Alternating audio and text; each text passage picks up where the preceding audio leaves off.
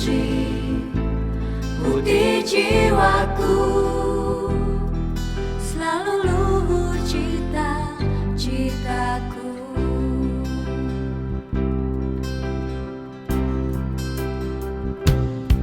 Darahku Bojonegoro, bumiku Angling Darmo, otot kawan balung wesi, otak kuat, hati sehat.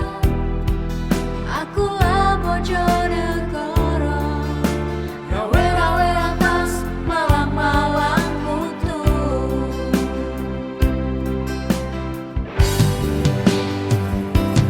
Ayo Bojonegoro, tinggalkan peraduan, bangun, sing-singkan lengan baju,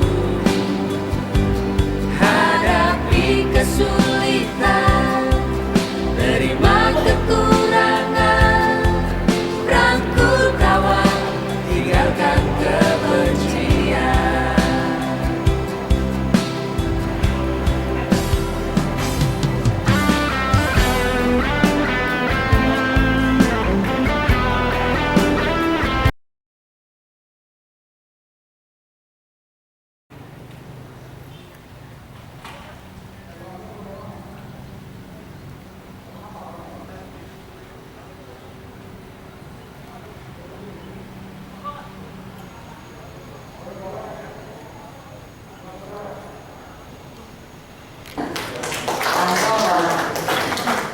Monggo Pak Asto, Bapak Sakti Kulon Progo. Kulon Progo itu sangat terkenal dengan wisata yang partisipatif. Duren.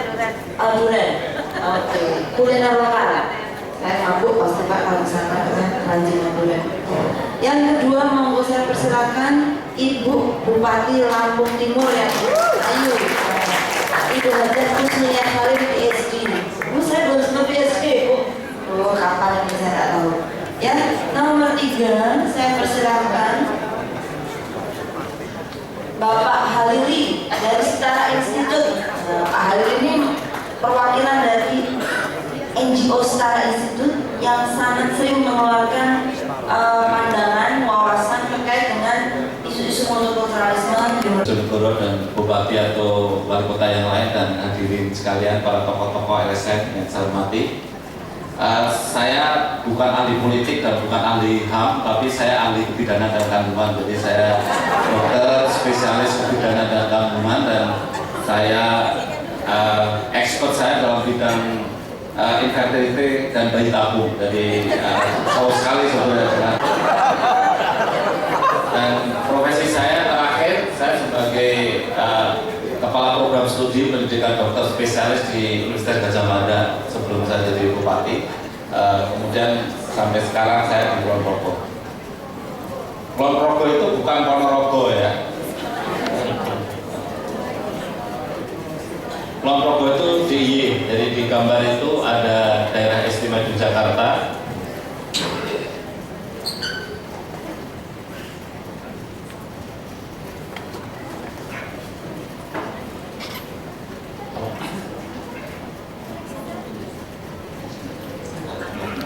Beragama Islam juga Rasulullah itu juga khalifah-khalifah berikutnya juga musyawarah mufakat loh. Tapi karena kita ini bablas sekali dalam demokrasi itu, sampai kita ini buku saja harus bangun bangkut dan konfliknya tinggi sekali. Nah, ini menimbulkan suatu disintegrasi di tingkat hukum. Maka kami di Kulon Progo dengan lagi saya periode pertama, nanti khawatir periode kedua tidak dipilih lagi. Sehingga sering kebijakan itu masih banyak pertimbangan-pertimbangan yang tidak begitu objektif ya. Tapi kami nekat untuk membuat perda, sehingga alhamdulillah tahun-tahun pertama di demo oleh banyak buku, tapi tahun-tahun terakhir alhamdulillah pas saya ini mau pilkada 2017 di bukunya udah agak capek demonya. Jadi ya artinya tahun-tahun pertama di demo, tapi tahun-tahun berikutnya sudah bisa memahami bahwa Pancasila harus kita amalkan, salah satunya musyawarah mufakat. Tidak semua harus bahan bangku. Kalau di Jawa Timur mungkin agak wajar ya. Dan kalau di Jogja itu kasar. Pak Guru, kok Pak Guru kok ngasih nutupi ya? karena ingin melihat ke papan tulis itu perilaku yang sekarang menyedihkan sekali. Sehingga mengajari matematika itu lebih gampang daripada mengajari karakter. Sehingga kami memberanikan diri membuat perda pendidikan karakter dalam rangka untuk mengamalkan Pancasila. Kami membuat perda tahun 2015. Saya agak khawatir jangan-jangan perda ini nanti dicoret sama Pak Mendagri, karena di dalamnya ada, maka saya bilang sama simbol-simbol di desa, kalau nggak hafal Pancasila, ditanya Pancasila apa? Gotong royong, sudah selesai. Karena semua itu mengandung unsur dari sila pertama sampai sila kelima, gotong royong itu. Sehingga kami membuat perda dengan 20 nilai yang nilai-nilai karakter dalam pendidikan. Anggota DPRD itu di ruang AC untuk merokok full. Sehingga saya bilang, waduh ini anggota DPR yang perempuan kan masih ada yang hamil juga gitu ya. Ini kan kasihan terpapar, jadi nggak punya perasaan empati ya terhadap bagaimana orang lain yang terekspos rokok. Maka tahun 2014 kami membuat perda kawasan tanpa rokok. Dan rokok boros, tidak hanya kurang sehat tapi boros. Di Kulon Progo 1 tahun 96 miliar belanja rokok pada waktu itu 2012. Padahal waktu 2012 PAD-nya baru 76 miliar. Jadi rokoknya sama PAD-nya besar belanja rokoknya. Maka dari itu saya tidak membenci rokok, tetapi saya hanya ingin rasional saja. Dan supaya di tempat sekolah, di tempat puskesmas, saya lihat ya, saya kanker mulut rahim saja, cervical cancer, itu sangat dipengaruhi oleh rokok. Jadi faktor resiko rokok, faktor resiko kanker mulut rahim salah satunya adalah perokok atau kena asap rokok. Saya sendiri sebagai dokter yang banyak riset tentang hal reproduktif, saya agak bingung juga karena belum ketemu kenapa yang dirokok bibir atas, bibir bawah yang kena kanker ya.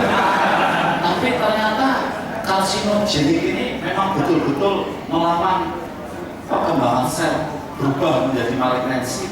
Ini memang bisa terjadi di mana saja ketika kita terpapar CO atau nikotin dan seterusnya. Nah itulah kemudian kita hak-hak bayi sejak dari dalam perut untuk supaya tidak tumbuh dengan lambat. Harus dia tumbuhnya jadi fetal well-being-nya harus fetal well-being dan seterusnya. Oleh karena itu ini yang penting sekali.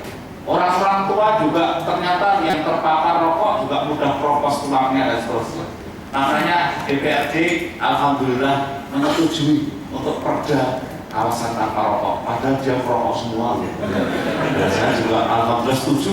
Kita minta bikin fakta integritas untuk tidak merokok di kantor. Gitu ya. Ini sudah tanda tangan dia, tanda tangannya. Belum tahu tanda tangan dulu. Gitu. Akhirnya perda ini terlaksana dan alhamdulillah tidak hanya ruangan tanpa rokok, tanpa asap rokok, tapi di Kulon Progo tidak ada iklan rokok, baliho-baliho rokok tidak ada. Di jalan-jalan besar tidak ada baliho-baliho.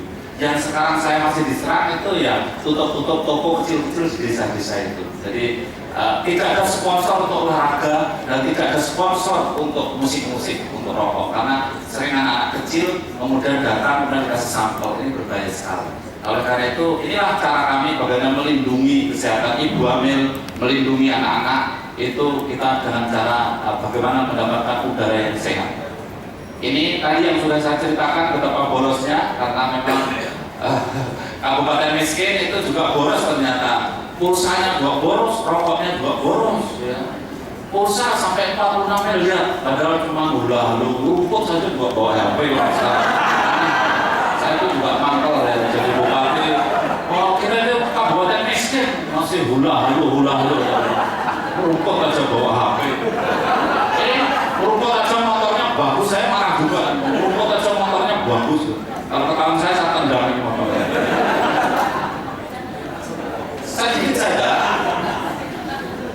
Sedikit saja alasan biological proses bahwa ketika para perokok itu mengambil nikotin, maka otak kita itu kena nikotin langsung mengeluarkan dopamin. Dan dopamin itu membuat kita bahagia memang, ceria. Jadi kalau kita itu sedih, begitu merokok, oh clean. Ya. Tapi sebetulnya bukan nikotin yang membuat itu dopamin dan itu membuat adiktif, membuat kita kecanduan. Sebetulnya apa dopamin itu tidak bisa kita dapat. Bisa.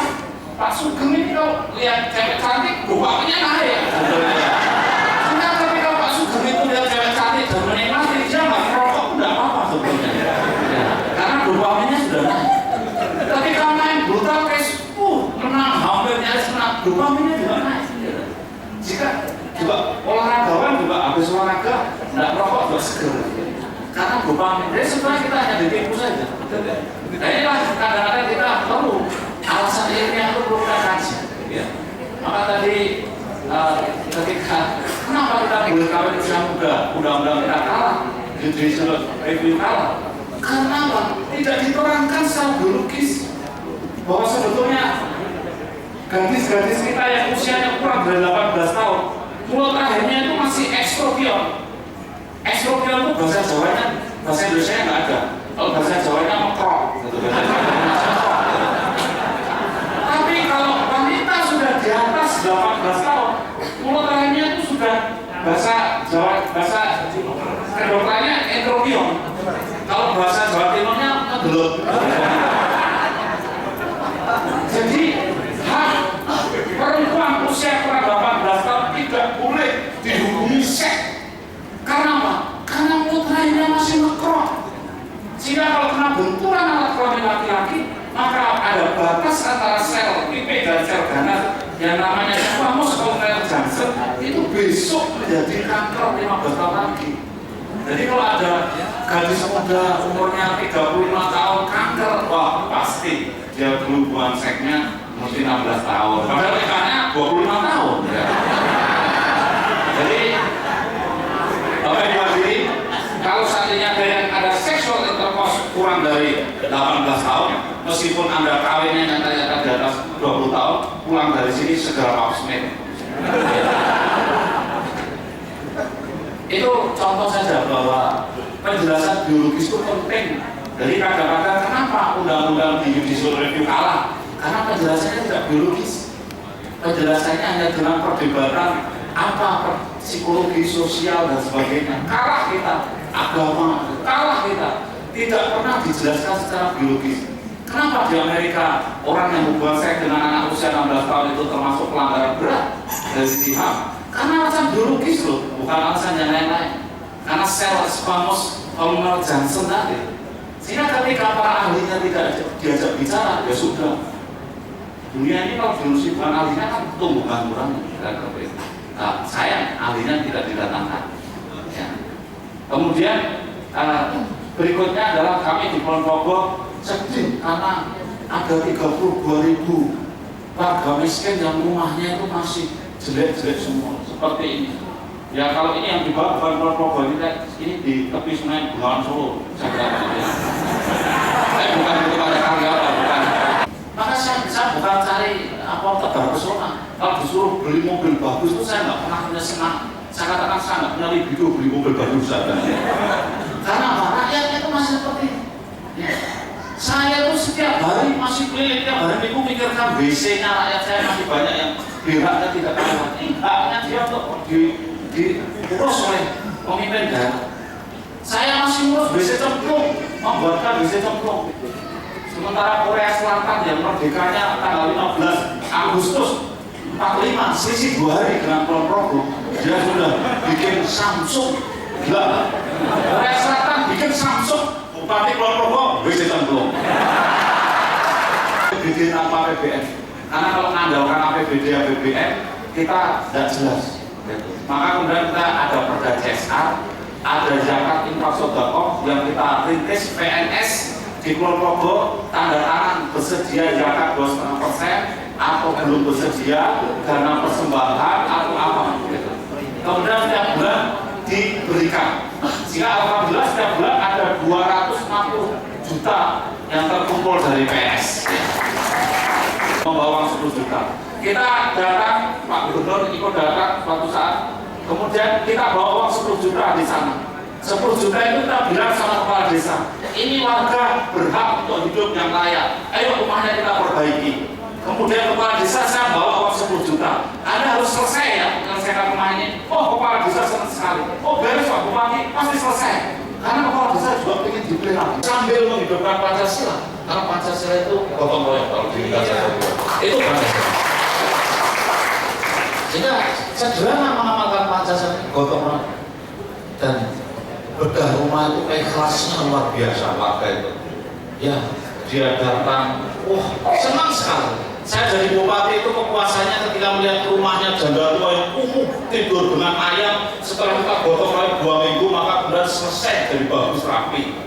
Bukan karena kepuasan jadi bupati, karena duduk di meja bupati pakai jengkol yang besar kemudian menang dalam pilkada, bukan begitu kepuasannya. Kebetulan karena saya dokter, jadi kepuasan saya pada nilai kemanusiaan, bukan nilai kekuasaan.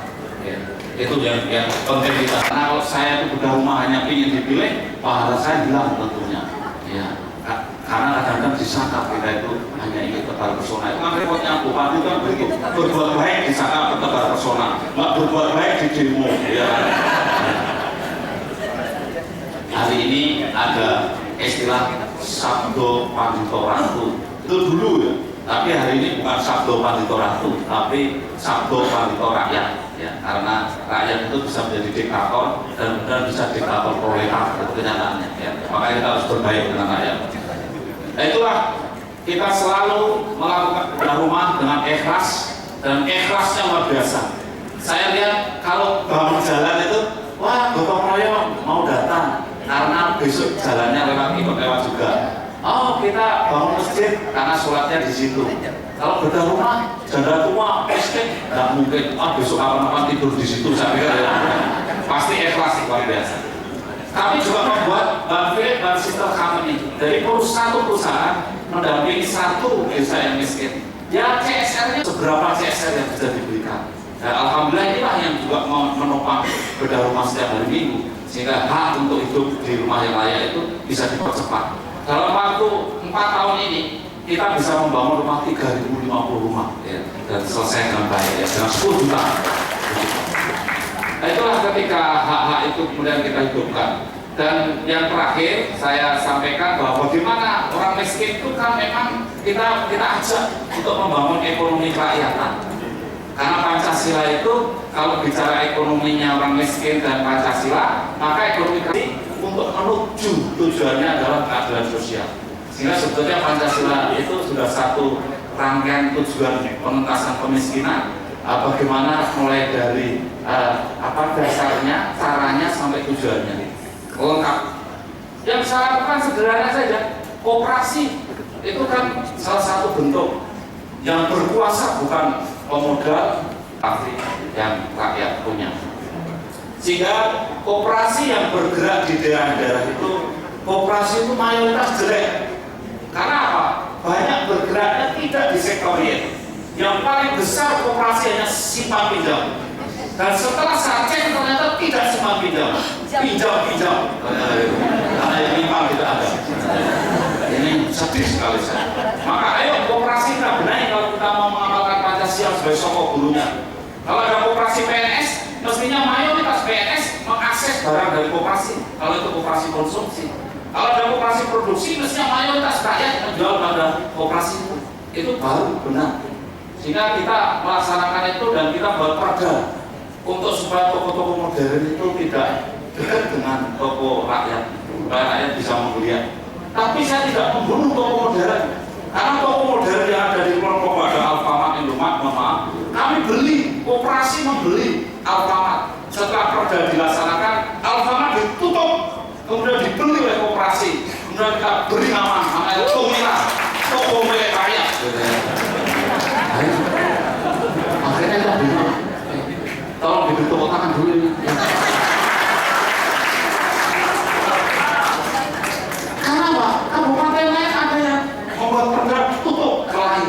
Loh, kita ini kan Pancasila itu kan menemukan antara orang kapital yang punya modal dengan orang duafa, orang miskin, kaum lahir. Kita temukan orang miskin yang bikin koperasi, pemodalnya datang. Tokonya modern, rakyat butuh kemodernan, tapi butuh memiliki itu aja. Jangan dimiliki oleh para berjejaring. Nanti kita putus para berjejaring, dibeli oleh koperasi, kita ubah namanya Tomila, selesai. Itulah yang kita lakukan. Bagaimana mengamalkan Pancasila dan membela rakyat. Sehingga kita punya banyak Tomira. Di Kulon Progo sudah ada 10 Tomira. Yang Indomaret Tomira warna biru, yang Alfamart Tomira warna merah. Lumayan susah bahasa Indonesia ya. Mau bagaimanapun kita nggak bisa bikin HP. Belum sampai bikin laptop nggak sampai. Padahal Mea sudah datang. Bikin sepeda motor belum sisa. Start small, act more, think big. Mulai dari kecil, mulainya sekarang berpikir besar. Apa yang dilakukan?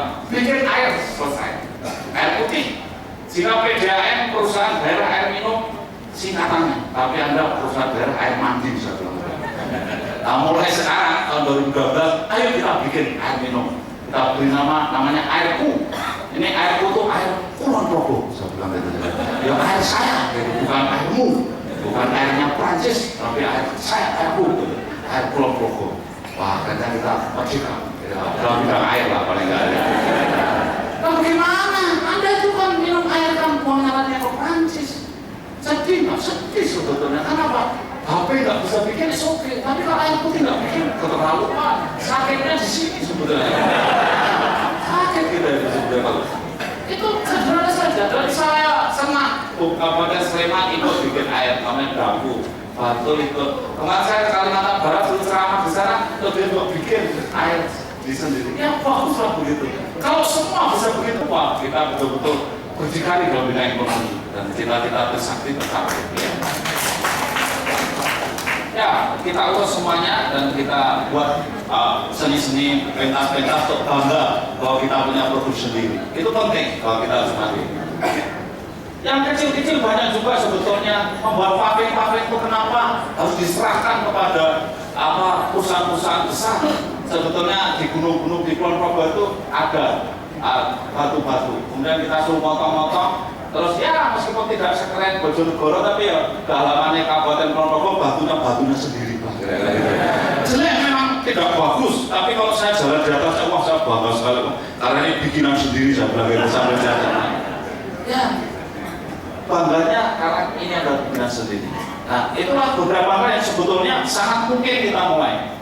Jika kita punya gerakan bela beli Kulon Progo, kalau mau bela Kulon Progo, ya belilah produk Kulon Progo. Sebetulnya mestinya bela beli Indonesia.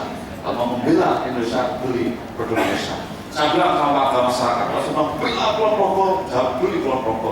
Bela Indonesia, beli Indonesia. Kalau mau makan ayam, potong ayam tetangga. Maksudnya apa? Tidak usah ke toko-toko asing, udahlah. Apa ayamnya tetangga dibayar. Kalau yang PNS baru aja dapat gaji 3 juta, 4 juta, tetangga bilang ayamnya harga berapa? 40.000, ya udah saya bayar 50.000, sisanya untuk kamu. Selesai. Jadi maksudnya sederhana sekali.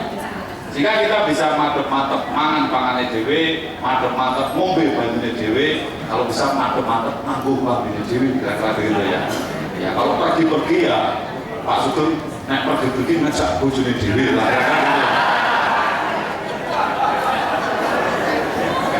Ya biar tegang. Beras di tempat Pak Yot ini luar biasa. Kami di Kulon Progo sejak 2013 kami bilang sama Bulog, kalau Bulog ke Kulon Progo bawa raskin satu lah. Iya. Tetapi kalau Kulon Progo bawa beras saya terima. Karena rakyat kami yang punya hak untuk bisa menghasilkan beras ini perlu dibeli. Sehingga sejak 2013 Bulog kalau ke Kulon Progo bawa uang 4,5 miliar. Karena MOU kita rubah tatanan perdunya, kemudian yang menyiapkan beras miskin adalah petani Kulon Progo, Bapoktan, dan kita beri nama Rasda, sehingga beras daerah di Kulon Progo mengganti raskin. Dan PNS di Kulon Progo beli 10 kilo dari petani setiap bulan setiap PNS. Ya petani dilatih emas, dan ini kepala Bulog kita minta izinnya jangan membawa beras. Beras sebetulnya semua kepala Bulog ini tahun 2012, 2013, tapi setelah dirayu-rayu terus lama-lama mau. Maka dia senyum-senyumnya kan agak gimana gitu ya. Ya sudah Pak Asto, ya sudah Pak Papa. Tapi kabupaten lain jangan dulu ya, ya sudahlah, asal ini bisa dulu. Ya akhirnya kita bisa beras itu raskin. First in first out-nya bagus, cepet kan, vivonya cepet kalau dari daerah itu. Beras raskin Bojonegoro dari Bojonegoro sendiri. Raskin Kulon Progo dari Kulon Progo tidak ketemu apa? Butuh.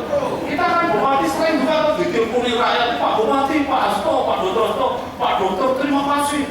Ini berasnya sudah datang dengan lauknya. Oh, bukan dengan lauknya. Ternyata kutunya ada kutu.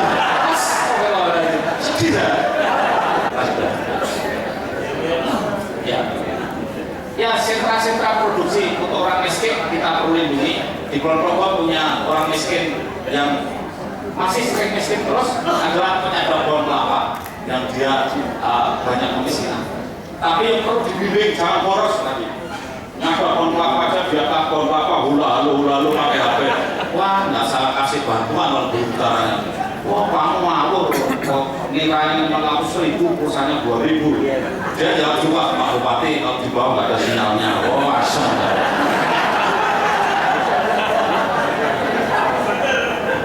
Ya, betul juga sih, saya juga kalah juga sih.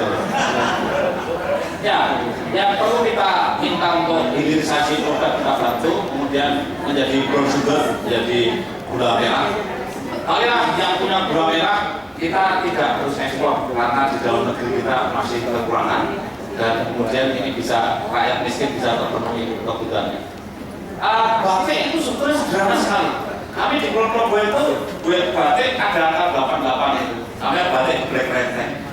Karena makanan Kulon Progo itu geblek, bukan geblek, geblek. Itu sederhana, kita mau bakar saja batik. Yang menang batik geblek renteng.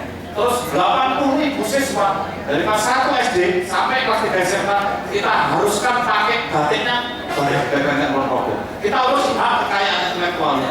Sebentar itu pengrajin batik dari yang terkait tadi sudah menggeliat semua. Ini batik lokal. Saya disuruh ngajari ke Papua, ke Kalimantan. Bagaimana Pak Bupati? Di sini kan nggak ada batik. Udahlah, ideologi kita kemandirian kita canangkan, cukupkan tanganmu dicari itu diciprat-cipratkan di kain rawas sebagainya. Berikan itu batik cipratan selesai. Yang perlu seragam. Uangnya lari semua anak kita supaya uang itu tidak keluar lah, kita itu masih miskin loh.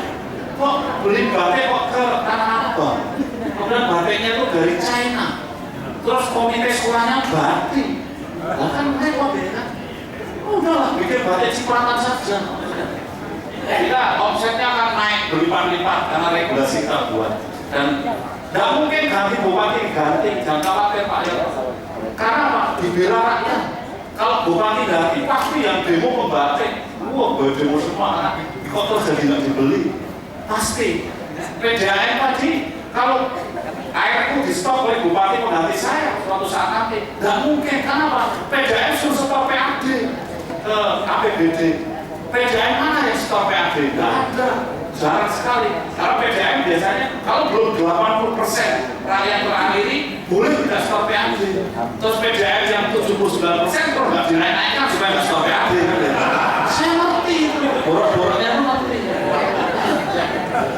Ya, nah itulah perlu kita pokok. Dan alhamdulillah sejak tahun 2000 saya sampai ini mati-mati sama anak saya, bawa anak cucu saya jangan ada yang jadi pemborong terus mengerjakan borongan pemerintah. Karena setiap harinya cari, mencuri spek, tulis spek terus saja. Anak SD itu diberi uang dari curian spek. Apa nggak ngeri itu? Anaknya mau jadi spek seperti apa? Sedih juga sebetulnya. Ya, itulah akhirnya jalan-jalan lebih bagus dan harapan kita kemiskinan itu menjadi baik, menjadi dan yang paling penting saya pesankan di sini memang mengamalkan Pancasila, kita menghadapi MEA, kita kalah dalam bidang infrastruktur dan teknologi. Tapi kita mau apa? MEA sudah datang, HP belum bisa bikin. MEA sudah datang, belum bisa bikin Samsung, malah saya bikin BC Cemplung. Terus mau apa? Saya kalau mulai manas, saya dikirim ke ke Korea Selatan, studi banding di sana, kemudian di sana ditanya bagaimana tentang beras di sana, ke Thailand juga begitu. Ternyata dia Vietnam saja mampu mengirim beras ke Kalimantan Timur pajak karena teknologinya, karena harganya. Kita ketinggalan teknologi. Nah, marilah kita lawan kekalahan teknologi itu dengan ideologi saja dulu. Bertahap, karena kita pernah begitu bayi sama saja, bayi jangan mati loh, kalau mati lapor saya saja. Ibu melahirkan jangan mati, kalau mati lapor saya dokter spesialis pidana loh, kalau sampai mati saya mau loh. Ya alhamdulillah naik pesat, naik. Banyak karena memperhatikan hak untuk hidup pada bayinya. Jadi gampang menaikkan IPM itu sebetulnya juga ya. Karena harapan hidup naik. Oleh karena itu malah kita lawan kekalahan teknologi kita itu, lawan kita itu merdeka atau mati. Kan luar biasa. Kita sekarang kan cuma disuruh mengatakan lebih baik kelaparan daripada makan produk impor. Kan begitu aja. Tidak mati loh. Ya, tidak mati. Ya, kalau teman-teman yang merokok itu saya bilang ya saya juga tidak motivasi pun enggak ya. Wah lebih baik matikan rokok dan katakan merdeka. Saya bilang begitu. Ya, merokok tidak dilarang. Gitu. Nah, itulah tekad-tekad kita, sehingga terima kasih, salam kita Bela Beli Indonesia juga. Insya Allah kalau di Ponorogo, meskipun 75 tahun umurnya masih bisa seperti ini. Terima kasih. Wassalamualaikum warahmatullahi wabarakatuh.